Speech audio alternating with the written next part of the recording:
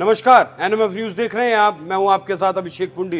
प्रधानमंत्री नरेंद्र मोदी एक ऐसा नाम है जिसे भारत ही नहीं बल्कि पूरी दुनिया जानती है, पहचानती है और मानती है। पीएम नरेंद्र मोदी की नीतियों की कई बार विपक्ष भी तारीफ करता नजर आया है। विपक्ष के कई बड़े नेता पीएम मोदी की तारीफ में कसीदे पड़ चुके हैं। पीएम मोदी के फैसलों की गूंज विदेशों तक में होती है और यही कारण है कि ऑस्ट्रेलिया ने उन्हें बॉस कहा और नई संसद भवन को लेकर भी खूब हा हुल्ला हुआ था। लेकिन विपक्ष के कई नेताओं ने नई संसद भवन के लिए पीएम का धन्यवाद किया। कांग्रेस के पूर्व नेता गुलाम नबी आजाद और नेशनल कॉन्फ्रेंस के चीफ फारूक अब्दुल्ला ने इसका स्वागत किया था और माना था कि यह विषय विरोध का नहीं है। वहीं विपक्षी पार्टियों के कई सांसद और सीएम इस संसद भवन के कार्यक्रम में पहुंचे थे। इसी के साथ नीति आयोग की बैठक भी इसका उदाहरण है, जहां ममता बनर्जी और नीतीश कुमार जैसे सीएम इस बैठक में नहीं पहुंचे, तो वहीं कांग्रेस के CM Bhupesh Baghel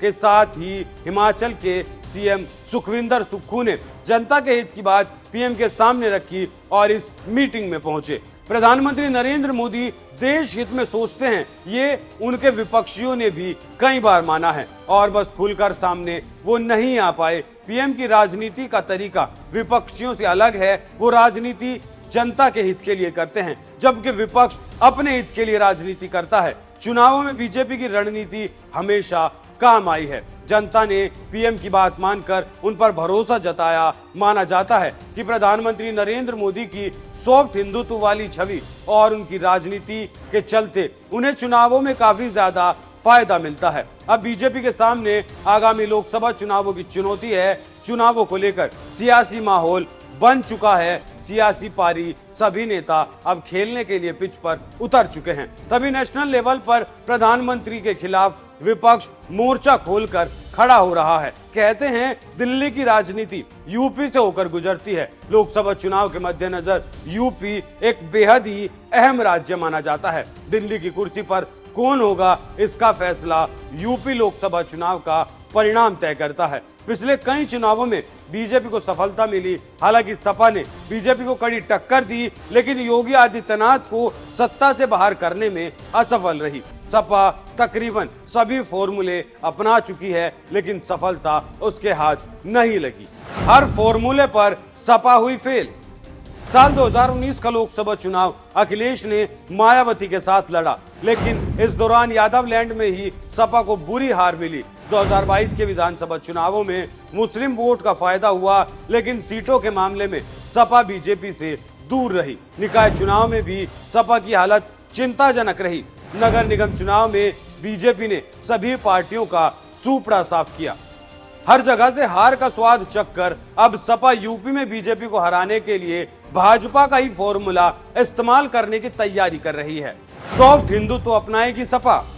Indian Express में छपी खबर के मुताबिक सपा अगले साल बीजेपी से निपटने के लिए सॉफ्ट हिंदुत्व अपनाने की कोशिश में है। सपा प्रमुख अखिलेश यादव हिंदू धार्मिक स्थलों पर हवन और पूजा करने वाले हैं। पूजा के बाद सपा कार्यकर्ताओं के लिए ट्रेनिंग शिविरों की शुरुआत की जाएगी। ट्रेनिंग के लिए सपा ने लखीमपुर खीरी के देवकली को चुना है। देवकली एक हिंदू धार्मिक स्थान है।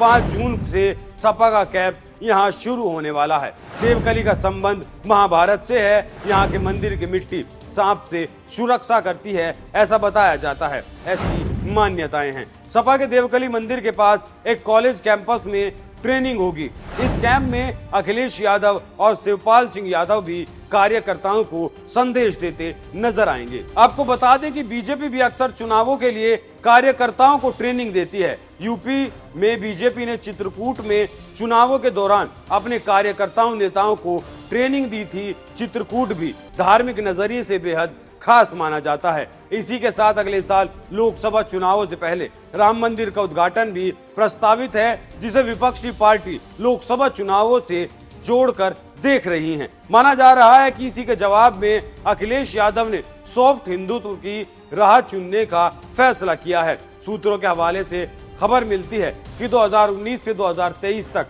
सपा तमाम फॉर्मूले के बाद भी बीजेपी को हरा नहीं पाई। अब जब राम मंदिर का उद्घाटन होने वाला है, ऐसे में हिंदू मुस्लिम ध्रुवीकरण विपक्ष को नुकसान पहुंचा सकता है। इसलिए बीजेपी को हराने के लिए सिर्फ मुस्लिम वोटों पर निर्भर नहीं रहना चाहती। सपा चाहती है कि हर वर्ग उसे वोट दे और इसलिए अब सपा प्रधानमंत्री नरेंद्र मोदी की रणनीति पर काम करने के बारे में सोच रही है। लेकिन क्या ये रणनीति सपा को फायदा पहुंचा पाएगी? ये तो साल 2024 के रिजल्ट के बाद ही साफ हो पाएगा, क्योंकि अयोध्या में मुलायम सिंह के मुख्यमंत्री रहने के दौरान क्या हुआ था वो सबने देखा है। और अब जब राम मंदिर का उद्घाटन होने वाला है, राम मंदिर का बन रहा है और 2024 में राम मंदिर भक्तों के लिए खुल जाएगा, तो जनता जानती है सपा का एजेंडा क्या है। सिर्फ वोटों के लिए सिर्फ पूजा पाठ करना सपा को वोट दिलवाएगा या नहीं दिलवाएगा, इस पर आपकी क्या राय है हमें कमेंट कर